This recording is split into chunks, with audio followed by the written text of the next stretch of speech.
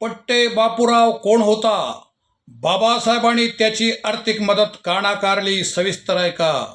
पट्टे बापूराव हा तमासगीर, दारू आणि गांजाचा दर्दी.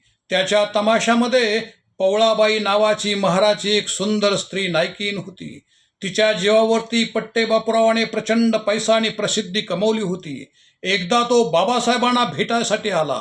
येताना त्यांनी पायात बूट घातलेले, अंगामध्ये ब्राह्मणी पद्धतीचं धोतर, अंगात काळा कोट, खांद्यावरती रेशमी धोतर, दाढी वाढवलेली, डोक्यावरती कोल्हापुरी पद्धतीचा जरीचा फेटा आणि दोन्ही बाजूला दोन सुंदर नायकिनी, अशा रुबाबात तो बाबासाहेबांच्या भेटीला आला. ते पाहूनच बाबासाहेबांचं मस्तक खवळलं होतं. जवळ येताच तो बाबासाहेबांना म्हणाला, बॅरिस्टर, तुमच्यासाठी मी काही आर्थिक मदत देऊ इच्छितोय. बाबासाहेब त्यांना म्हणाले, तुमच्या आर्थिक मदतीची मला अजिबात गरज नाही, चालते व्हा. तो हिरमुसला निघून गेला. जवळची माणसं बाबासाहेबांना म्हणाली, साहेब, चालून आलेला पैसा तुम्ही का नाकारला?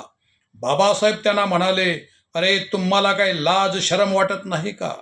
महाराच्या बायांना नाचवून हा ब्राह्मण पैसे कमवतो, त्यातील पैसे तो आपणाला देऊ इच्छितो. अरे, स्वाभिमान नावाची चीज तुमच्याकडे आहे की नाही? अरे, लाचारी सोडा आणि स्वाभिमानाने जगा.